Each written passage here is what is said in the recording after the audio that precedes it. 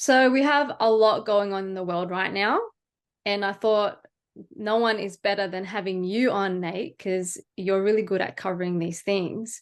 So do you want to start off by just talking about, all the things that's going on and what we can do or what we can expect? Yeah, cool. Thanks for having me on board. I haven't had my finger on the pulse as much as I usually would have in the last couple of years because we have been building a very big business, which we can talk about a little bit later as well.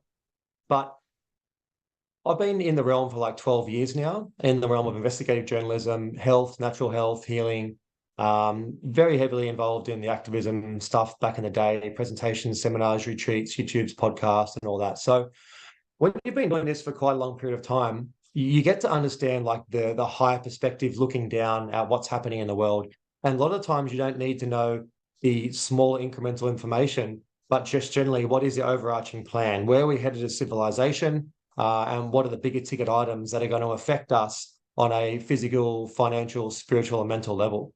Now, in the last 3 years, we've all been through a degree of, I guess you could say, mind control and propaganda. A lot of people have had awakenings during the last couple of years, and now a lot of people are questioning, the government, the medical system, the news, all the things that have been questioned for a long period of time anyway. But now there's this mass exodus happening, and a lot more people are becoming more invested in the local council, the local meetings, the local community, because it's like, all right, if you don't have a strong community in this day and age, you really don't have anything, and your net worth is your net work. That's how it works out in this world. And I've always been a person that's had a million friends, a really big, strong community, especially when I was living in Sydney. So when you have those strong connections and strong family and friends and people around you, you can always pull upon resources. And you hear about deals, you hear about things coming up, you hear about things early. And that's a little bit what the truth movement is. It's the early alarm clock, which is going off on a bunch of topics. And over the last 5 years, a lot of people have been really vindicated and been proven to be very accurate on what's happening. So we are facing tumultuous times, but this is also a positive because the more pressure we face as a civilization, it's the more people jump. A lot of people don't actually shift or move unless they're in a state of inspiration or a state of desperation. So adversity actually helps us to shift and move and jump and do different things. It's like when you see someone break up in a relationship, the person goes to the gym, they throw out their old clothes, they get all motivated, like they use things as fuel. And that's what's happening at the moment is the disinformation campaign and all the, policies and garbage that's going through that no one's really happy or supportive of. That's really making people go, you know what, we need to start making decisions ourselves. We need to start being involved in this because I don't want to be part of a world that looks like a dystopian nightmare. I want to be part of a world where there's peace and there's not wars, and we're not spending huge amounts of money on weapons and all this garbage. It's a very simple thing that has to happen to make the world better, and ultimately it boils down to every people and every person being individually sovereign in their own ecosystem. So my friends and family all around me were on the same wavelength, and then those people's friends and families will be on the same wavelength, and ultimately what's happening, that's spreading out across the earth to the point where we don't need to fight per se and pull out guns and weapons and things like that. It's actually just about saying no and meaning it and honoring that. And that's, I guess, boils back to you would have seen so many instances of that during the so-called pandemic, where some people would get really picked on not wearing a mask, other people wouldn't even get asked. That's about your individual level of sovereignty and how you hold and handle yourself in the world, your frequency, vibration, whatever you want to call it. Because I never got asked one time during that situation to put a mask on, not once. Actually, no, I did get asked once at the post office, and that ended up being a half an hour explosive conversation. But the whole entire time, RTA, nothing, because my energy is like, I'm not doing that. I know better than that. It's not even part of my realm. So this is the key at the moment for people to do their own research, look after their own health, be very careful and cautious of what putting they're into their mouth, into their eyes, into their ears, because these are all portals. Everything that we're thinking about, everything that we're focusing on, we are in some way, shape, or form creating it, whether we are, creator beings, whether God is looking through us, whether we're in a simulation, whether it's manifestation, whatever you want to call it, we all know, and every single person out there understands now, that we are part of this reality. And the reality is the way it is because of our thoughts, our emotions, and our intentions. So where we're headed at the moment is into a time where people are going to be forced to make decisions. Now, the more pressure, the more people are waking up. So all these things that are happening at the moment are actually forcing people to wake up. So it's almost like a positive. You might see it as like, oh, they're going to try and do this next. You hear that tone going on, the pandemic treaty or whatever it is. And it's like, that's going to push people to push back harder. You look around the world, it is literally being used as fuel, and it's being turned upside down. So we've got to be very careful on what we focus on, and also very careful on where we're putting our time and energy, because that is going to be the outcome. If we get caught into a state of fear in any of these topics which are coming, that will allow this spell, because this is all spells and mind control and Hollywood and TV and news and things like that, that will kind of allow it to become a reality if we believe in it. Oh, the next wave is going through China. Oh, this is happening, that's happening, you know. COVID would have ended after about 3 weeks if people actually just ignored it. It would have been over. If people turn the news off and continue watching. So that's a hard thing for a lot of people to grasp, because there was so many different facets connected to this to make us believe that something was going on. So yeah, it's a little bit of an overview of what I think is happening at the moment and where we're heading as a civilization, a grand awakening, and also a beautiful time for people to get their initiation, their badges of honor and their stripes, and to really now step forward and to do something useful on this planet, and to leave a legacy. You know, ultimately, if you don't have your health, if you don't have that, and you're on your deathbed, the only thing that you have is literally your memories and the things that you've left on this planet. Like, what legacy did you leave when you're here? And when you get a health crisis or a life-threatening situation or something like that, it really makes you question the way you're living, the way you're behaving, and the way you're operating. You know, with money, people, interactions, relationships. What am I parasiting from someone? Why am I doing this? What is this behavior? Because, you know, what is my underneath programming and stuff from my parents and trauma? This is all stuff that's playing out around the world, and it's playing out in literally Palestine and Israel right now. You know, this is all childhood stuff and cultural, religious programming that's coming up to the surface that has to be shifted, changed, and identified. And the rest of the world has to be understanding that just because something's happening over there doesn't mean that you don't play a part in it. It doesn't mean just because there's a war going on the other side of the earth that it doesn't affect you. We're all being intricately affected by it. We can all feel it. You know, we're all going through the highs and lows at the moment. And the one thing we've got to be careful of is not being played off against each other, which is what all these distractions ultimately are. They are a distraction from the bigger ticket items, which I'm sure we can get into as well.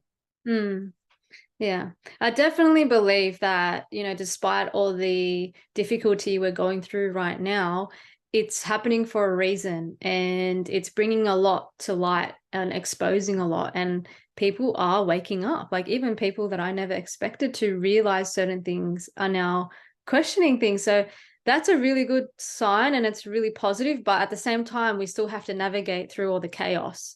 And I think at the moment, the biggest challenge we are having, besides, you know, the Palestinian genocide, is with the inflation, with everything rising, interest rates. They are definitely really trying to get rid of the middle class by the seams of things. So what are your thoughts on all of that with all the financial crisis stuff?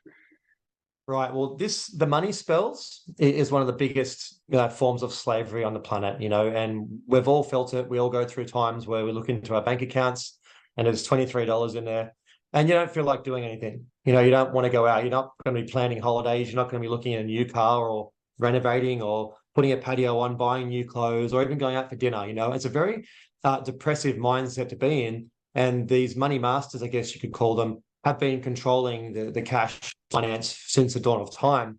And you see on the internet a very clear, I guess, understanding now where people are finally talking about the Federal Reserve Bank and things like that. So we're coming to the point going, hey, we shouldn't actually be slaves. We shouldn't really have third world countries. There shouldn't be poverty. There shouldn't be any of these things. Why is it that there's so many good, hardworking individuals that are all stuck in this slavery system? And that's because there's a handful of people that are running the show. And once again, boiling back to being individually, I guess, sovereign, when you vote with your dollars, that is the easiest way to upset the table by not giving money to entities and corporations that aren't supporting humanity and along those lines. So we are, I guess, in the midst of a controlled demolition of the economy. That's been going on since COVID. That was the biggest transition of wealth ever in history. And ultimately, it feels like it's a wiping out of the middle class. The middle class is the indication of how well a civilization or a country or a culture is operating. The middle class is the lifeblood of every country on this planet. When you have a thriving, strong middle class, it bolsters and benefits like all the people. The lower class comes up. There is more money in the economy. There is more purchasing power, and people, end up having a much better life. That's a big middle class means a stable system. What the ultimate, I guess, plan looks like it is like the Chinese globalist model, the Indian model, where you have super rich elite, a handful of them owning all of the assets, and then a working poor or a slavery class. And that's not good for anyone. For health, for all the reasons to do with, I guess, driving civilization is not that. So that's kind of what's being pushed at the moment. People are becoming aware of that.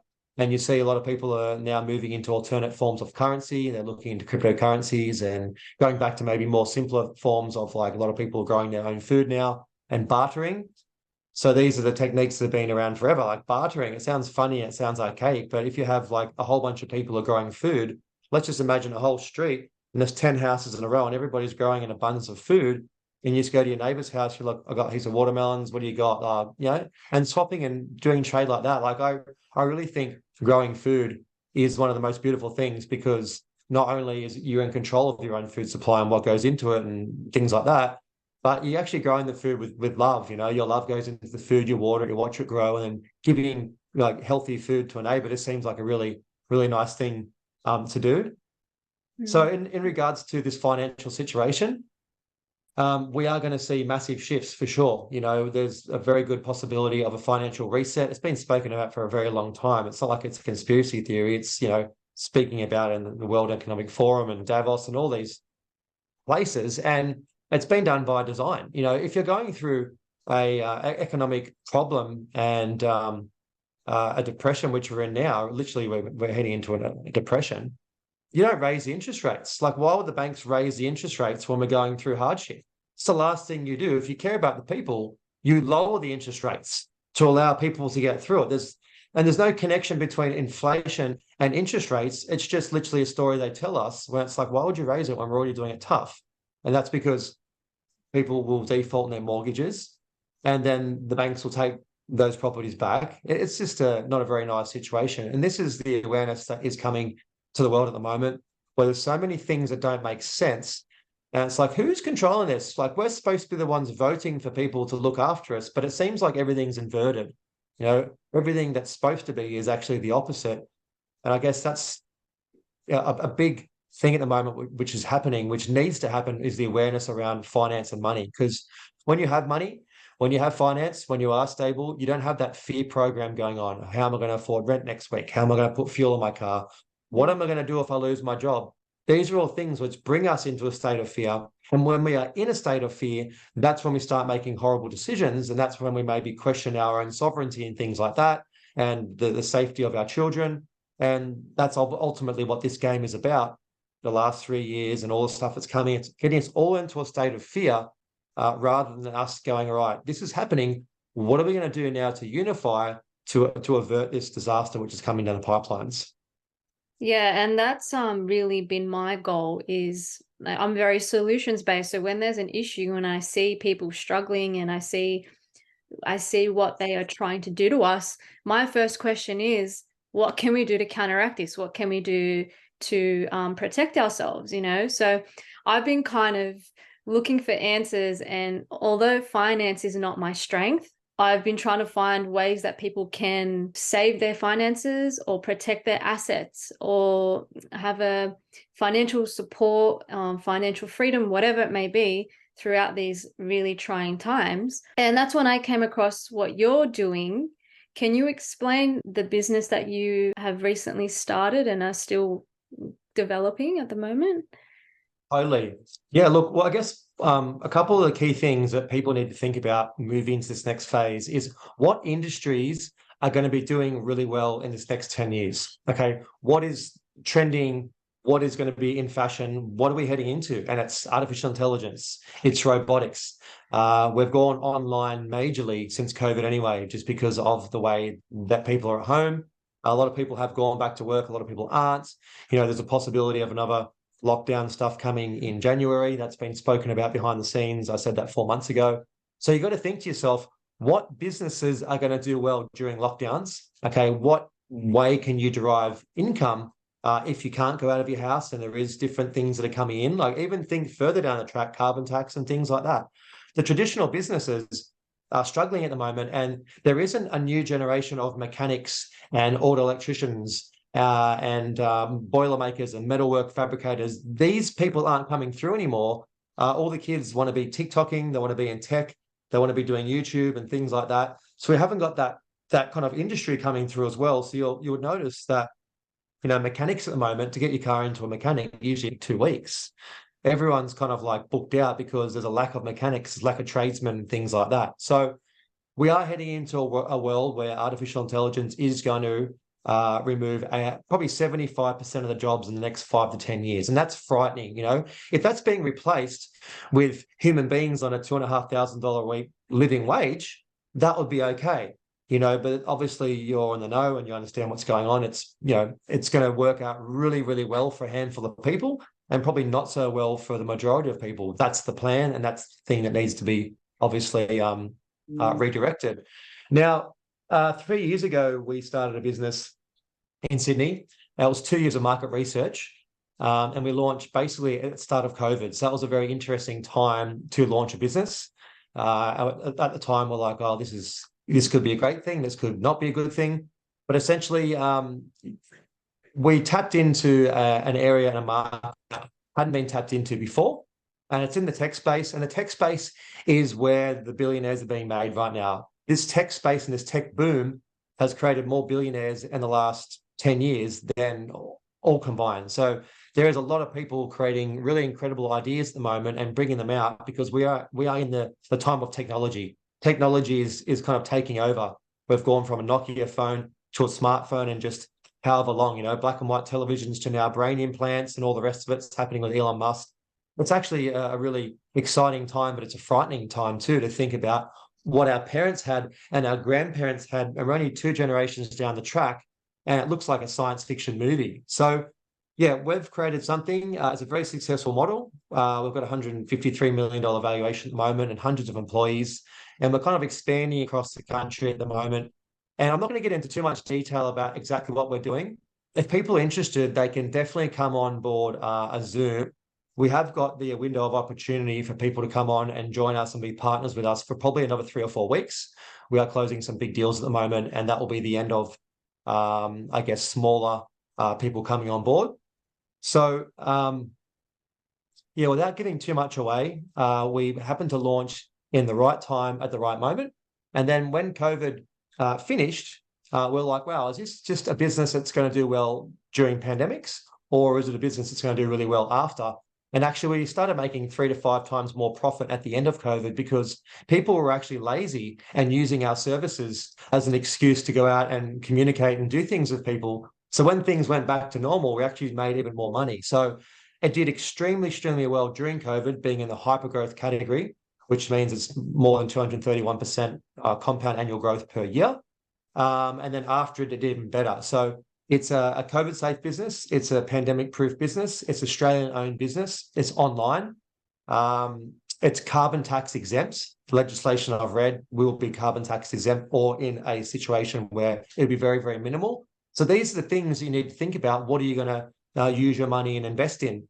And there's also a lot of people at the moment who have got a lot of money that's been sitting around in super and they're quite afraid what to do with it and not sure what to do with their money in super. So there is an opportunity for people to do something with their super as well. That's a definite possibility, and we have helped people out along those lines because if we come to an economic collapse, if there's an actual collapse, a proper one, because the American dollar is hinged upon oil, it's also hinged upon the other countries using it for the trade of oil. You have the BRICS nations, which are coming online now. And that is literally detrimental for the American dollar. Like the American dollar could turn into like Venezuela if it continues on the direction we're going. So money in the bank in digits is not safe. Super is definitely not safe as well. And I don't want to twist the fear porn too much, but most of you people out there understand what's going on. When I was saying these things 5 years ago, people were like, oh, yeah, okay. But now we're getting to the end of the road where something has to break, something has to shift. We're seeing the signs all around the world. We're watching what these hedge funds and insurance firms and investment firms are investing in, what money they're pulling out of, what they're investing into.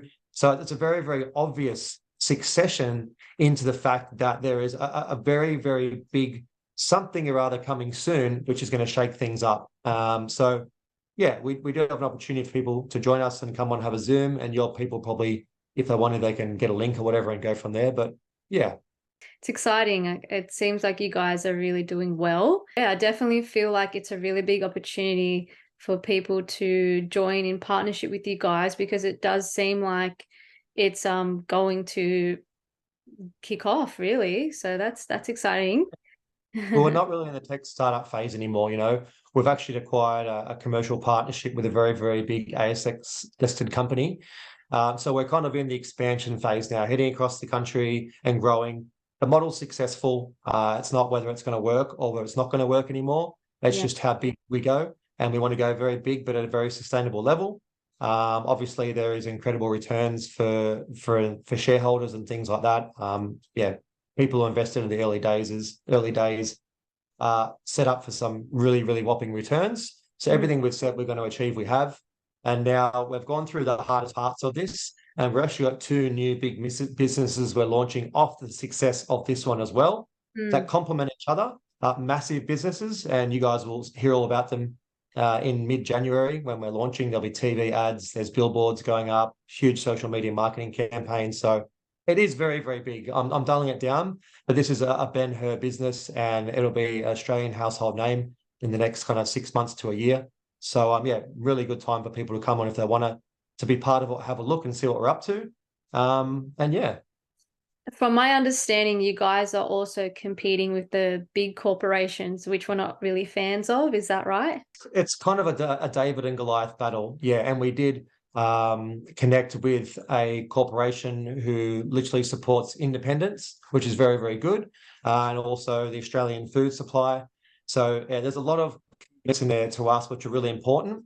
And the Australian food supply is something that we've always wanted to support, and Australian farmers. So yeah, people can definitely find out the nitty gritty on the Zoom. But it is a big battle. I mean, we are coming up to the giants. We had some smaller competitors in our industry that launched after us, raised hundreds of millions of dollars, made a lot of noise.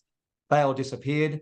We were the first to launch in Australia, and almost the first in the world, and the last man standing. So we're in a very, very good position. And we have a very, very good team. And my best mate and CEO, he's an absolute weapon.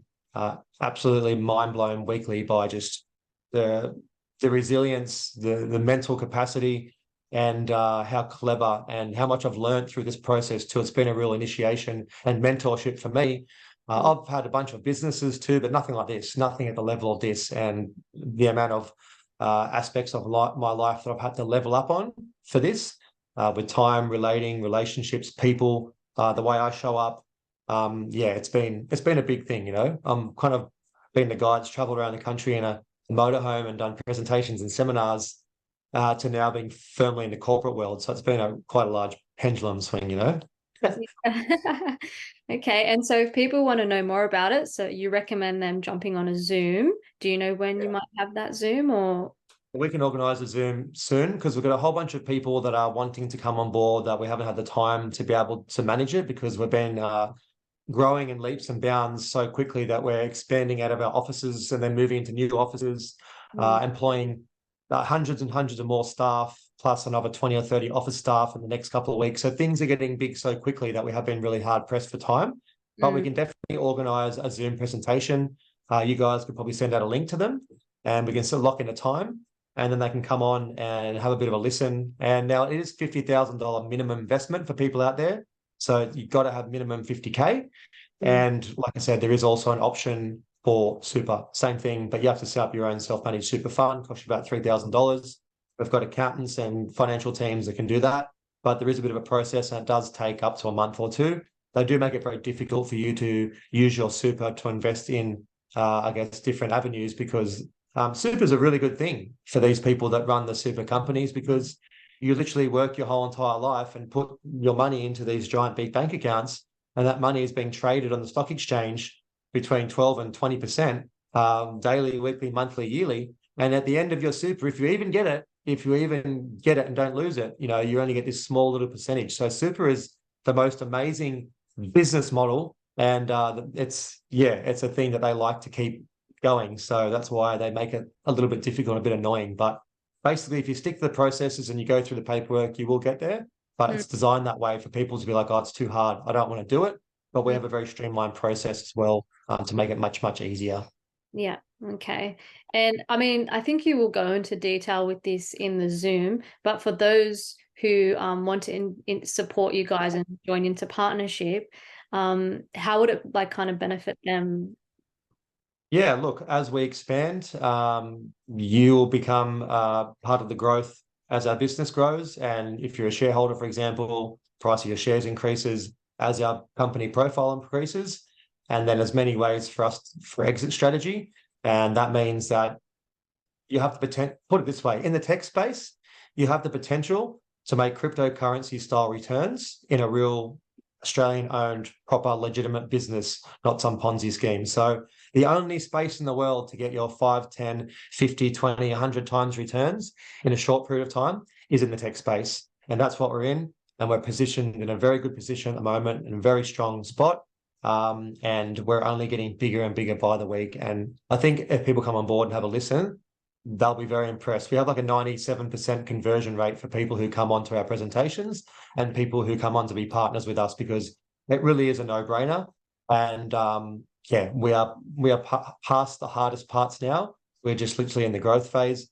And like I said earlier in the interview, there's probably 3 or 4 weeks left, and then the doors are closed anyway. It's actually finished because the larger investment funds are coming on with us as our partners. And the smaller shareholders have got us to this point. They've been the most amazing thing. We wouldn't be here without them. And that's why we said we'll do one more run for the people who are sitting on the fence or people who haven't heard about us yet. And then we're going to close the doors, because we just don't have the time and to manage that. And the next raise after this will be in the tens of millions, so. Well, we have to organize that Zoom ASAP. So if you guys are interested, just reach out to me and then I'll send you guys a link once we've organized that. Yeah. I think if people are interested, we'll go through all the nuts and bolts of it during the presentation. We can show you all the financial models and everything like that. So yeah, everything is there. But yeah, I guess the most important thing for people to do at the moment, in my perception, with their money, is to start mobilizing it, working out what you're doing with it. Don't have it sitting there in the bank. Most people have $50,000 to kind of $350,000 sitting around in their super, and they've either lost money in the last few years or their funds have barely increased. That is your cash and your money, and it's worth you doing something with it and making your money work for you. A lot of people are in the mindset of you work and you save and you work and you save, but the investments is where you can make, if you're smart, you make big returns. A lot of people have lost a lot of money on stupid investments as well. And you have to be careful. You have to do your due diligence. You need to make sure you go through the company profile. You look into the people who are running it. You feel into your intuition as well. Don't do a knee-jerk reaction. A lot of people invested in crypto many, many years ago at the worst time to invest, at the top of the peak before it crashed. And if you jumped on the internet, for example, and did 10 minutes of research, you would have seen that there's a collapse coming and this is not the time to invest. So the monetary realm, even though it seems like it's completely disconnected from the spiritual journey or whatever you want to call it, they're all intricately connected, because money is energy. The more energy you have, the more you can buy back your time, the more you can buy back your freedom. You can buy an off-grid property or whatever you want to do. You can see how much easier life is with cash. But there's also a double-edged sword where people have too much money, and then it becomes this thing where it becomes a competition on building wealth, as opposed to, all right, you've got money now what are you going to do to give back to the world? And that's one of the big important key things to do with our businesses, is that it's all been based around how we're going to give back. We do charity stuff. We have some big plans in the future for projects we want to do as well. Because there's no point having big cash and then not giving back, because there's too many corporations out there now who are pillaging and raping the planet on all levels, and they've got foundations and all the rest of it, and these charities that the money doesn't even go back into doing anything really useful for the world, you know? And there's a lot of people out there, especially people we know, if they had a lot of money, they would do good things in the world, because money in the hands of good people is a good thing. Like I said, when you have a thriving class, people want to give back, they want to donate, they want to do good things for the world. That's the general consensus for the 99% of the people on the planet. People want to have a good life, they want to have kids, they want to have family and go on holidays. They want to support and look after people and all that. So, yeah, it's really just a handful of beings that are running the show from the top. And if we are savvy and with our money, I think we can make some really good change in the world and see a better planet in the next 10 years. Totally agree. And I feel like right now, our priority should be to, I guess, spread our assets, take our money out of places where it's at risk of these higher people to, take from us. Banks aren't safe. Our superannuation isn't safe anymore. And yeah, put it into places that are a lot safer, into, investments that are aligned to you and that are looking like they're going to do really well, and just spread your assets. I mean, we can't put all our eggs in one basket, whatever. If you want to put it in crypto. So that's how I'm kind of approaching things for myself, and I feel is best. That way they can't keep their hands into my stuff, and I've got my stuff kind of in different places that, if this doesn't work, that will work, or whatever, So like, that's how I'm approaching things, I guess. And everyone's different, but that's what I feel is best. I agree totally. Definitely have your stuff spread out. Yeah, start doing your research. You've got to learn these things. You can't just ask someone, what do you reckon I should do?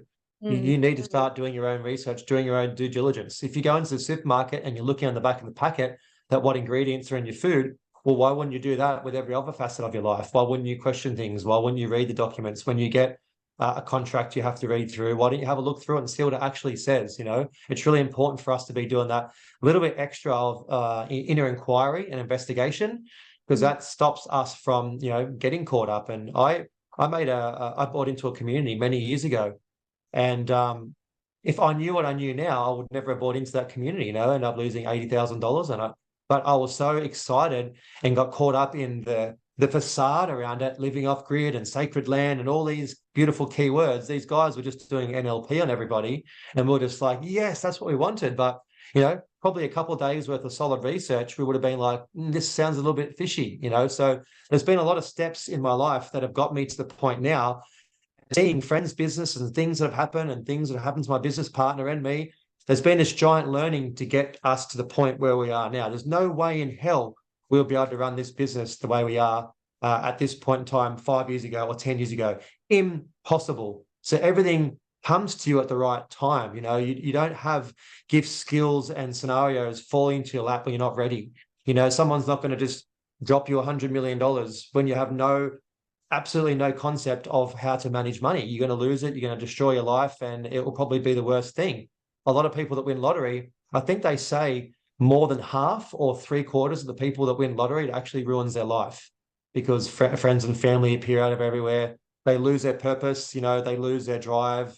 And one thing I do notice, because I am rubbing shoulders with a lot of really, really rich people at the moment, like very, very rich people, because in this corporate world, in the investment world, venture capitalists and these hedge funds and investment funds, it's very easy to get lost and to get caught up in the hype. And just because people have a lot of money on the outside doesn't mean that they've actually got the happiness on the inside. And that's a common theme, which I'm noticing a lot of people who have got all the things, they don't have to worry about working ever again for the rest of their life. But someone looking in from that perspective will be like, that's what I want. That's what I want. But there's a thousand processes that get you to that point. And if you don't have your fulfillment, your purpose and your passions, it's just going to be actually a headache and not be beneficial at all. And everyone wants to experience what it feels like to be rich, because we're living in this society at the moment where Instagram and social media is showing you these beautiful women and these guys driving around in these stupid cars and all that crap, and it's been very bastardized, and it's making people think that they need to have this fake reality life to be happy. And a lot of people that I talk to, like when I used to do mentoring and things like that, I would ask them, like, like kind of along the lines of like what would be like your perfect life if you had a magic wand and you could swipe it and create the perfect life. And a lot of people are actually only a few steps away from creating that in their own reality right now. You know, like, oh, I could do that more. I could go to the beach more. I could do this. I could do that. But everyone thinks it's to do with a monetary thing, which is success. But like, I think it's more about like, how many times are you laughing per day? Not per week, per day. You know, Mm. like, are you getting up and doing all the things that you love? Are you inspiring people when you go out? Are you connecting with people out in the streets? Do you have time to look after yourself? And how are you showing up in the community, to your friends, to your family? When you turn up somewhere, is that group, is that gathering, is that situation being uplifted by you being there? Or are you a punish? Are you tired all the time? Are you complaining? Are you an energy drain? Are you borrowing things? Are you forgetting things all the time? You know, is everything in your reality broken? Are you blaming people? Like, that's the thing which calculates success for me. And if we have a whole bunch of people who are mentally successful and living out that way, the money is going to come anyway. The only thing that can come is more abundance when you're living with an abundance mind state. So I don't want to get all woo-woo and say like to sit there like The Secret or some funny movie like that and be like, oh, just focus on money and millions of dollars are going to come. No, you need to work your ass off. You need to work hard. You need to be consistent. But the most important thing is a mindset change and also your physical health. Your physical health needs to connect with your mental and your spiritual health. You know, why would you take advice from someone who's 140 kilos and they're going to be a personal trainer to you? You know, if you don't look healthy, if you don't look vibrant, if you're not putting the correct foods and nutrients into your body, well, then that frequency is being put out there and the frequency you're getting back is going to be a match. So look at your friends, look at your friends, look at the people you're hanging out with, you know, you have the potential to lift them up or to drag them down. And sometimes you actually need to get rid of your friends and get new friends, you know, so. Yeah. Wise words. I definitely do believe that, if the mind and the heart and the spirit is not acting in ways that are having abundance thoughts, if you've got lack, you've got like a negative association or relationship with money, like you don't feel worthy or good enough, you could win the lottery, but that's just going to fall through your fingers. You're not going to sustain that because you're not embodying that, and that's like number one, so, and I've seen that happen to people in my life. They've grown up in families of poverty, so they've got a lot of poverty consciousness. They've won a lot of money and it's just gone very quickly. It falls through your hand like sand. Like this is the thing. It takes a long time to build money usually, and a couple of silly decisions can actually make it all disappear very quickly. You know, it's a really funny construct, the money game, Mm. and there's so much pressure on us. You know, especially for males, you need to have money to. You know, it's like the peacocking in nature of a bird who has the biggest nest attracts the birds in. Mm. There's that facade going on in a lot in the Western world now, and also in other countries. It's a very materialistic reality, which unfortunately, for men who do have a lot of money, it can attract women who want fast-paced lifestyle but not a deep connection.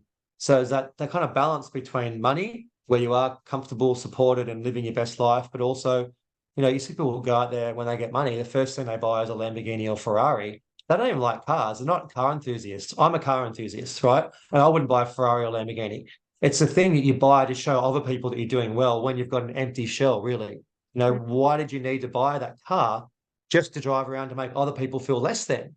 That's what's kind of going on. And that's like what's happening in social media also with these really beautiful women who are taking photos of themselves all day long and they're getting money, they're getting attention because time, money, and energy is about attention. And the trade-off between social media is that you give social media your time, your data, and your energy going through the scoring mirror, information to this black obelisk.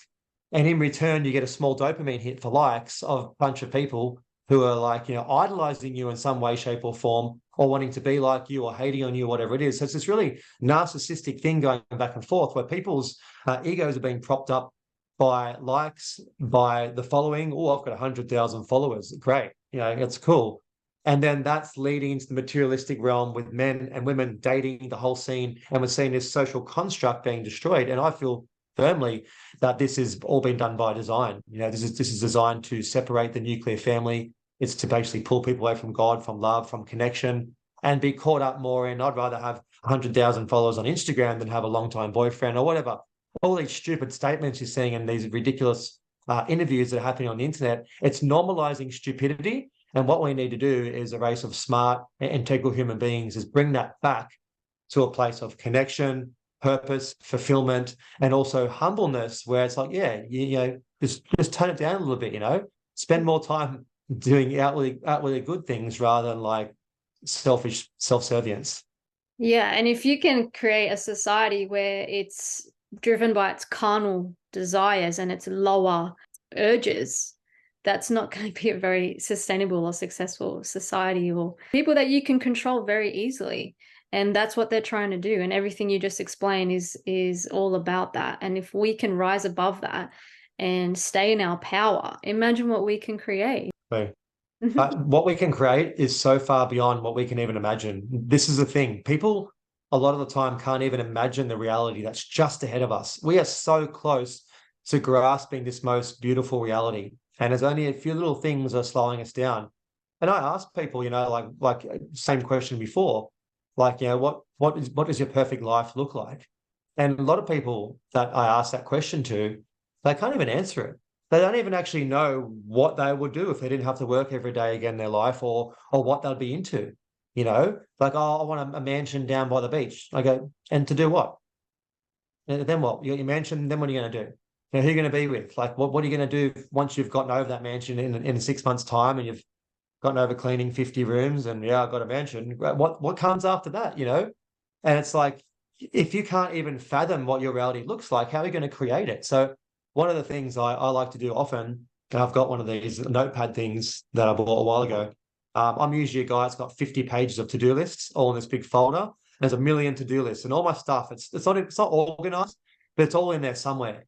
You know, but if you're not creating to-do lists and manifesting what you want to create this week, this year, and envisioning the dream of what your life wants to be like, if you fail to plan, you'll become part of someone else's plan. So that's the thing. The person who's focusing the most will be generating the most energy and creating their reality. So get onto it, you know, get onto clearly what you want to do, what you want to be doing, what your life looks like, who you want to be spending it with, what it feels like, what does it smell like, you know, literally to the finest details of what that reality looks like for you and how you're going to be feeling internally once you've got there too. A lot of the time, there's this big push to get somewhere. We want to build this $1 billion business. We're going to do this. We're gonna. And that might be a 3 to 5 year process. That doesn't mean you burn yourself into the ground that whole entire process and don't enjoy and smell the roses along the way. What if you cark it in 3 years' time? What if the business fails in 4 years' time? You've just completely smashed your life for 5 years to have what happened. A lot of people had incredible businesses they built before COVID. Then COVID came, finished. So this is a real inner awakening on many levels for people to think about what's important to them, what they want to put their time and energy into, and what does life mean for you? Like, what does having a good life mean to you? And get really clear on that. For people out there who don't know, I used to have a really big audience on social media. I got deleted like 2 years before COVID. I've been dropping the truth bombs for over 10 years. You know, I have a really big following on Facebook and all that. And I felt like in the last couple of years, like I just felt like I've been, you know, being deleted. It's like being muzzled, you know. It's like not being able to speak my truth, and my wisdom or my medicine is my words. You know, I'm able to excite emotion into people and bring out the best and identify, you know, patterns that people are running to make them grow. And you know, I've been balls deep into this business for the last couple of years, and I am at the point now where I do want to bring even more balance. And I wouldn't say I'm super balanced. Speak to my ex-girlfriend; I'm sure she'll tell you differently. but but yeah, it's the most important thing for guys, I reckon, is to be training, moving the body, and being active. You know, a lot of people don't feel good. It's like, well, you're not going to the gym, you're not pumping your legs, you're not doing weights. Yeah. You've got to get the testosterone flowing, and that will knock them out of that feminine aspect. Because a lot of people are, you know, trying to balance their feminine, but it's like, bro, you're not even masculine to begin with. Why would you be trying to balance your feminine? How about you step into the masculine, and you don't have to be. People think masculine is this distorted thing, like being a man, footy and TV. That's distorted masculine. An actual masculine man is not that at all. You know, it's all those things that are creative and beautiful, but a strength to be able to hold and nurture a woman and to take action when the time comes for whether it be humanity or what else. So yeah, and I just want to say thank you for bringing me on. And I do want to do more interviews. This one's actually reminded me of how fun they are, and it's actually good to get the message out. So yeah, and for people there, I guess they'll just message you, Dee, and we can jump on a Zoom. And it'll have to be in the next week. Like I said, we are closing the doors pretty soon. Yeah. And I think you're followers are going to be really impressed what we're up to. Yeah, I'm excited. I'm really excited to share it. Thank you so much, Nate. Welcome.